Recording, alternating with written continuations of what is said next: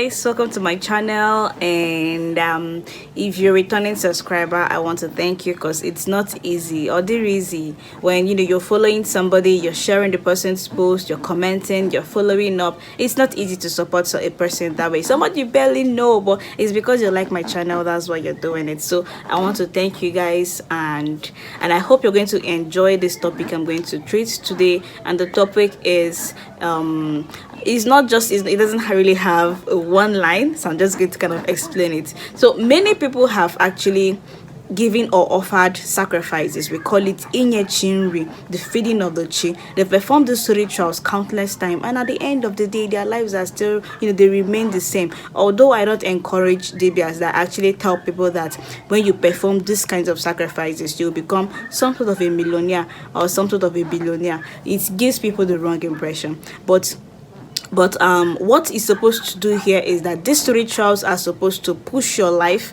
from point A to point B, and when it does that, it's supposed to actually push it again from point B to point C. So it's not every time you perform these rituals, you're not supposed to remain in that situation. You're supposed to see some kind of changes, some kind of improvement in your life. Now this kind of improvement can actually come through so many other angles. It could be your health, it could be financial stability, it could be things that basically distract you. It could be a ritual that can basically bring your spirit, your mind, your body and soul together, and it can just be a kind of ritual that is going to fight your spiritual battles for you without actually knowing. And these are the job that your chi is supposed to perform for you.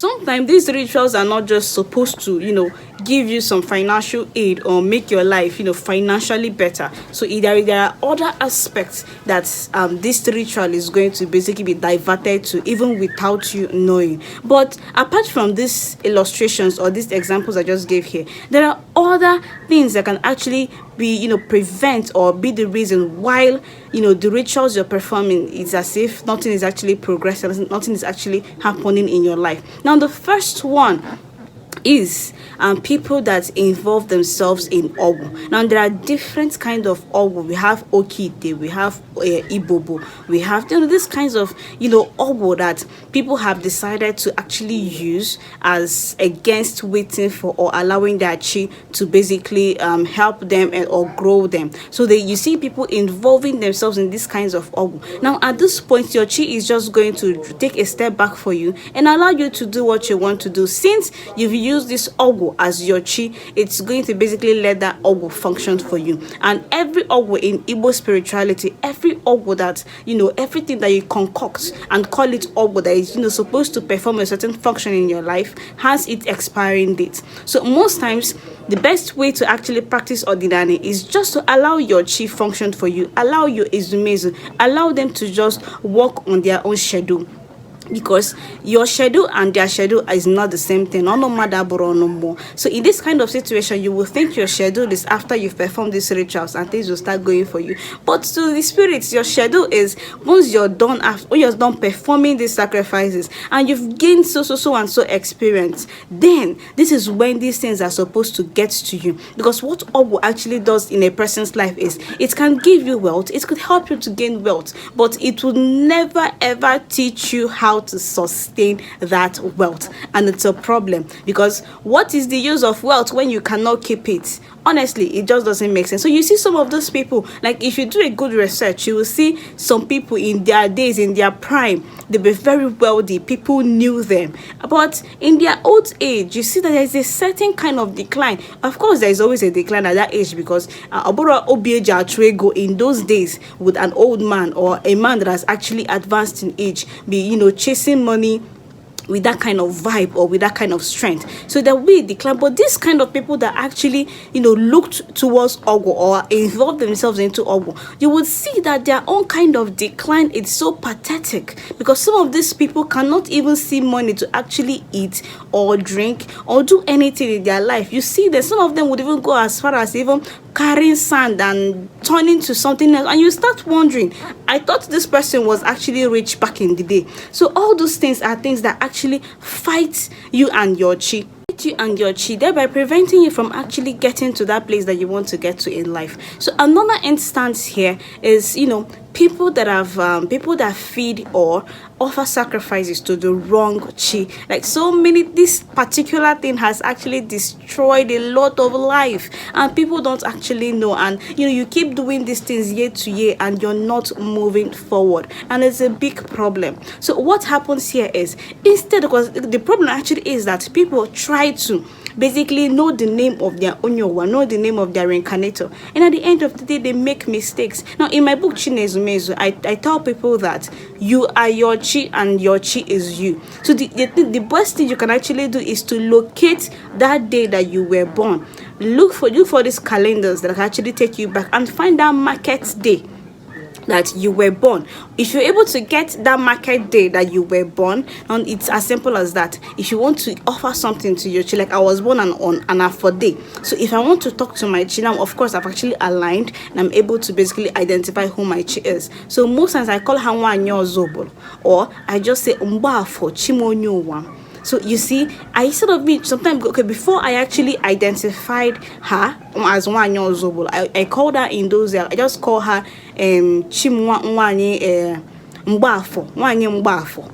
And it works for me. So you can actually do the same thing and it's going to work for you. So instead of trying to know who your chi is, know your chi's name, you can just simply say Mbafo by identifying your market day.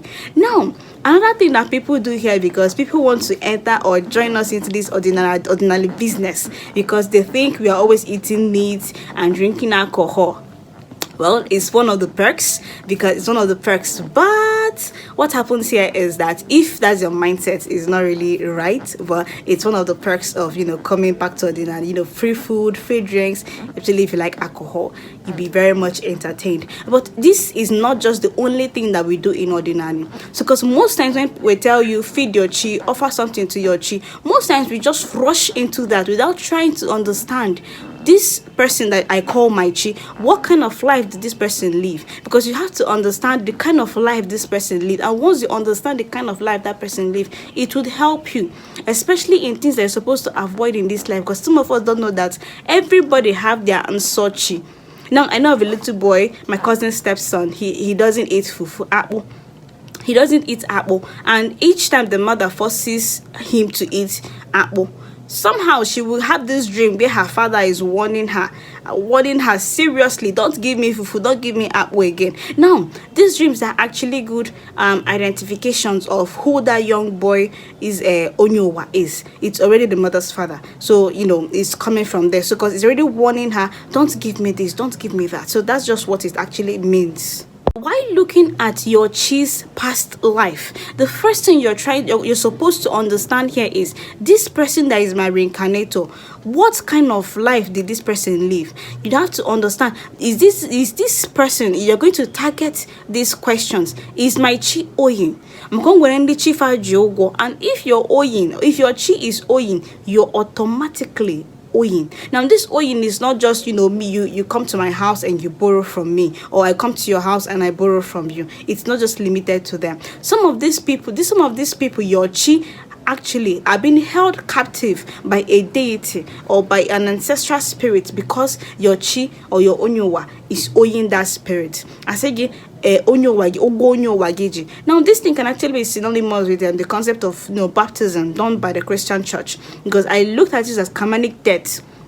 Now, for some, I tell people, for you to actually progress, you need to identify if your onyowa, if your chi has any karmic debt that is holding its essence captive. Now, in the Christian church, they'll tell you unjai kelowa. What is this unjai kelowa? It's as simple as that. It's ogonyowaji for us here. So once you identify that your chi is owing anybody or any spirit, the best thing you should do before you even align or even feed your chi, you should actually go and basically settle that debt. Because there is this saying now, I may for chi before I name ihofo. You have to fix whatever that is in the past before you can actually move forward, or basically get or allow new things to actually come into your life. So what happens here is, once you've identified, okay, my chi is owing this spirit, my chi is owing this person, you go and you pay up that debt. Now, you should also note that paying that debt means that whatever you're bringing or you're using as the instrument of paying that debt, you should never ever partake in the sharing or eating of that animal. If you're presenting a chicken, you're presenting a goat, you're not supposed to eat it because you're paying a debt, and that means no. You can eat any other thing when you do your inyechi fair, but once you're paying the debt that your onyowa or your chi is owing, you're not supposed to share, you're not supposed to eat from there. So the best thing, just offer that thing that your chi or your onyowa is owing and turn your back after the ego for turn and go back home. Another thing again that you should understand here is that some of us, our onyowa went to war and they didn't come back and they weren't properly buried. So this is a problem because you have to basically perform all this right. You have to identify which one is owing your chi.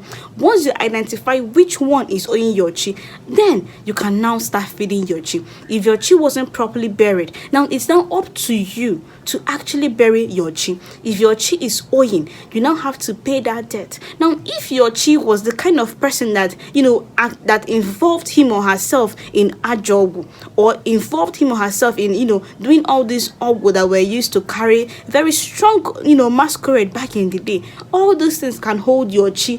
Therefore, it's holding you. So you need to identify all this. Or your chi participated in kidnapping.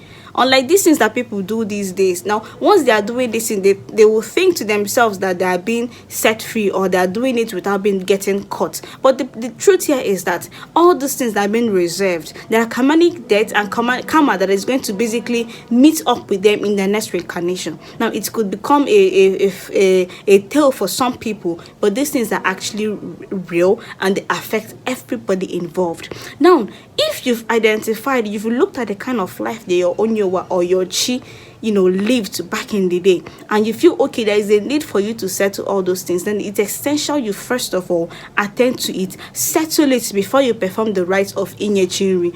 Now, if you just go through the rites of Inyechinri, it's going to result to Akoheli. Now you have to check out my video where I explained, negative energies in ordinary. I'm going to basically link it, so you just go back to the video and refresh your mind. So if you don't perform or you don't fix, imezi ihe onyo wagi maybe or ewo ogo onyo wageji, now what is going to happen here is going to result to akohili, and that sacrifice, that offering that you're giving with the intention of getting something beautiful, something spectacular in your life, will never happen. So guys, I'm going to stop here, and